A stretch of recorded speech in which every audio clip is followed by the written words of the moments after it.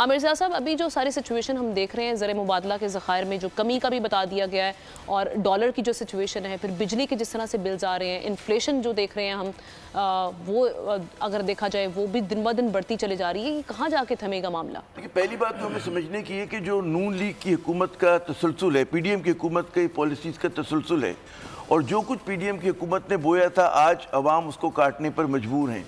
अच्छा, सवाल सिर्फ ये नहीं था कि आईएमएफ प्रोग्राम पे अमल करना था, लेकिन सोचना ये है, जो हम कभी और प्रोग्राम में तफसील से बात करेंगे, कि बिजली की कीमतें इतनी महंगी आखिर क्यों हैं, क्या वजह है, कौन जिम्मेदार है उसका कैपेसिटी पेमेंट का बोझ आखिर किसने डाला पाकिस्तानियों के ऊपर।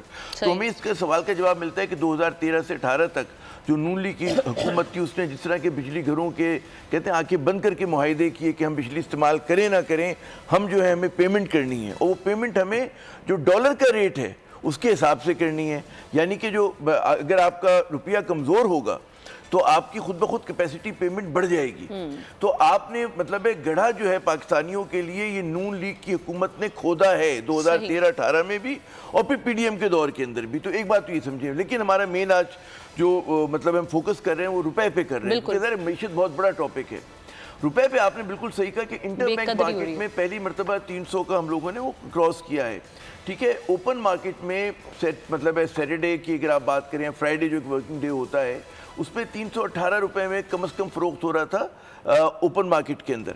और ये वो मार्केट है कि जिसको आप कहते हैं कि जिसमें शर्त आयद की गई है कि जी 1.25% या कुछ परसेंट से ज़्यादा उसमें गैप नहीं होना चाहिए इंटरबैंक में और ओपन मार्केट में। लेकिन ओपन मार्केट में भी दो रेट्स हैं, एक वो रेट जो वो बोर्ड पे कोट करते हैं, और एक वो रेट है कि जिस पे हकीकतन देते हैं वो उससे कहीं ज़्यादा है। फिर एक हमारी डार साहब के दौर में एक नई मार्केट पैदा हुई थी जिसे ग्रे मार्केट कहते हैं, कि जहाँ ना ओपन मार्केट की कीमत है ना वहाँ पर इंटरबैंक की, बल्कि वो काले धन की है। तो वहाँ पर तो फिर आप 325 में आप डॉलर लें, 28 में लें, और बदकिस्मती ये हो रही कि सारा का सारा जो है वो डाइवर्ट होकर रेमिटेंसेस का और एक हद तक एक्सपोर्ट का जो बहुत ज़्यादा पैसा है वो इस ग्रे मार्केट से हमारे पास आ रहा है।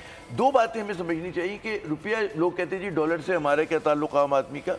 बात ये होती है कि डॉलर का मजबूत होना और रुपए का कमज़ोर होना, it is a bad news for the economy and for the people of Pakistan. क्यों?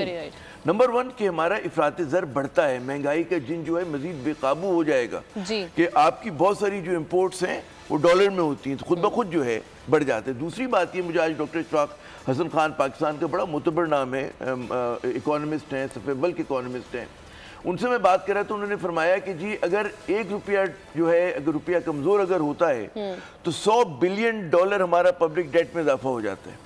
यानी कि हम कुछ करें ना करें, गुनाह बेलज़्ज़त के आपका जो है कर्जे का बोझ बढ़ जाता है। अब फिर बदकिस्मती ये है कि आप देखते हो कि कोई इंटरवेंशन नहीं है, कोई भरोसे के लफ्ज़ नहीं है। निगरान हुकूमत ने बड़ा फ़खरिया कहा, अनवारुल्लाह काकर साहब ने, कि जी हमारी पॉलिसीज़ का तसलसल है पिछली हुकूमत का। तो भाई आप बताएं कि आप क्या कर रहे हैं रुपए को स्टेबलाइज करने के लिए। आपने जो है मार्केट फोर्सेस पे और सेल्फिश मार्केट फोर्सेस पे छोड़ा हुआ, ये बड़ा सवाल है। इमशाद अख्तर साहिबा की हमने इस प्रोग्राम में बहुत तारीफ की है बैठकर, उनकी तरफ से कोई स्टेटमेंट आना चाहिए, वकार मसूद साहब की तरफ से आना चाहिए, सेंट्रल बैंक की तरफ से आना चाहिए। सब्सक्राइब करें और बेल दबाएं ताकि कोई खबर रह न जाए।